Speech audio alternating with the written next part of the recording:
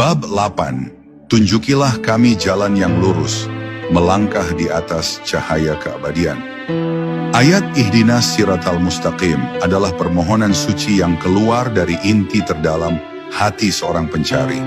Ia bukan hanya sekadar meminta petunjuk, tetapi menunjukkan bahwa jiwa telah menyadari bahwa tanpa cahaya dari Tuhan, ia akan tersesat dalam gelapnya nafsu, ego, dan ilusi dunia. Dalam dunia tasawuf, kalimat ini dianggap sebagai napas inti dari seluruh Al-Fatihah. Ini adalah teriakan halus dari ruh yang rindu pulang. Seorang sufi tidak hanya membaca ayat ini dengan lidah, tetapi menggumamkannya dalam tiap langkah hidup. Ia tahu, jalan itu ada, tapi untuk melihatnya, ia butuh diterangi. Dan cahaya itu hanya milik Tuhan. Jalan lurus, as-siratal mustaqim, bukan hanya rute menuju surga. Ia adalah jalan yang menghubungkan antara kehendak manusia dan kehendak ilahi. Jalan ini adalah keseimbangan antara cinta dan takut, antara ibadah lahir dan ibadah batin, antara kerja keras dan ketundukan pasrah. Dalam dunia sufistik, jalan lurus tidak selalu tampak indah atau mudah. Kadang jalan itu penuh duri, penuh kehilangan, penuh kesepian. Tapi justru disitulah nilai jalannya. Ia melatih jiwa untuk tetap teguh, tetap jujur, tetap berserah. Maka saat seorang sufi berdoa, ihdinas siratal mustaqim, ia sedang meminta kekuatan untuk tetap di jalur kebenaran, meski dunia menggoda ke arah yang lain.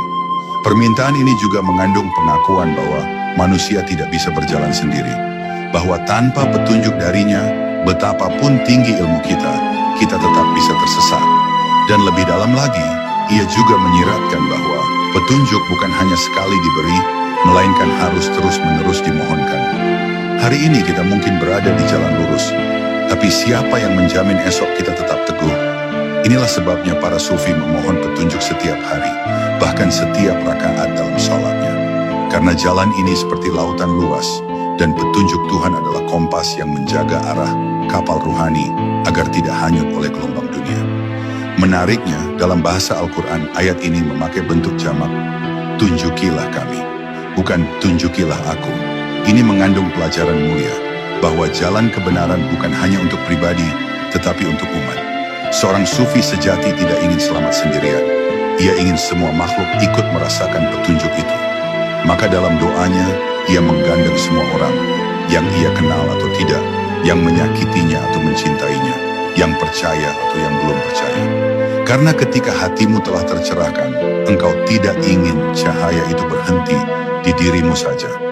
Engkau ingin menjadi lentera bagi yang lain, tanpa menghakimi, tanpa memaksa.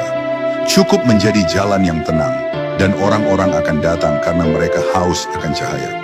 Bab ini adalah panggilan bagi kita semua untuk memurnikan niat. Bukan sekadar ingin jalan yang lurus, tapi siap untuk terus dibimbing di dalamnya. Karena jalan ini bukan garis datar. Ia menanjak, ia menurun, ia menguji. Tapi selama kita terus memohon, terus melangkah, dan terus percaya bahwa Tuhan memegang tangan kita, maka tidak ada jalan yang terlalu berat. Maka ucapkanlah doa ini bukan hanya dengan bibirmu, tapi dengan segenap ragamu. Ia tak membutuhkan bahasa yang indah atau dalih yang rumit. Ia hanya menunggu satu hal, hatimu terbuka. Dan ketika hatimu terbuka, ketika engkau berkata, wa iyyaka nasta'in dengan segenap keberadaanmu, maka semesta pun bergetar, dan pertolongan turun dalam bentuk yang paling lembut, seperti angin yang membelai luka, seperti cahaya yang masuk perlahan ke ruang jiwa yang